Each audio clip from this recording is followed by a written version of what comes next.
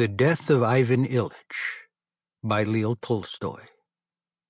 Read by Edison Mcdaniels. 1. During an interval in the Malvinsky trial in the large building of the law courts, the members and public prosecutor met in Ivan Igorovich Shebek's private room, where the conversation turned on the celebrated Krasovsky case. Fedor Vassilievich warmly maintained that it was not subject to their jurisdiction.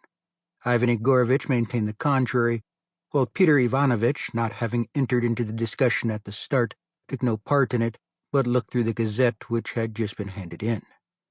"Gentlemen," he said, "Ivan Ilych has died." "You don't say so."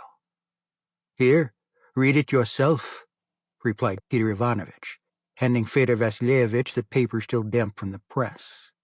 Surrounded by a black border were the words, "Praskovia Fedorovna Golovina, with profound sorrow, informs relatives and friends of the demise of her beloved husband, Ivan Ilych Golovin, member of the Court of Justice, which occurred on February the 4th of this year, 1882.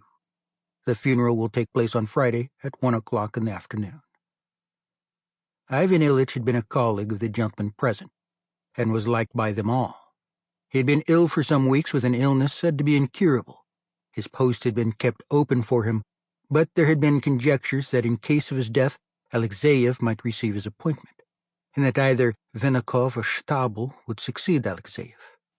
So in receiving the news of Ivan Ilyich's death, the first thought of each of the gentlemen in that private room was of the changes and promotions it might occasion among themselves or their acquaintances. "I shall be sure to get Stabel's place of Vinnikov's," thought Fedor Vassilievich. "I was promised that long ago, and the promotion means an extra 800 rubles a year for me besides the allowance. Now I must apply for my brother-in-law's transfer from Kaluga," thought Peter Ivanovich. "My wife will be very glad, and then she won't be able to say that I never do anything for her relations." "I thought he would never leave his bed again," said Peter Ivanovich aloud. "It's very sad. But what really was the matter with him? The doctors couldn't say. At least they could, but each of them said something different.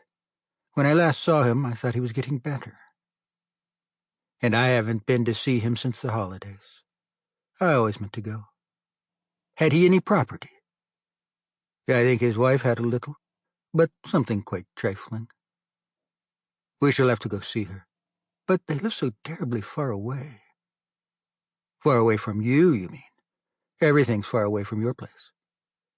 You see, he never can forgive my—" Sample complete. Ready to continue?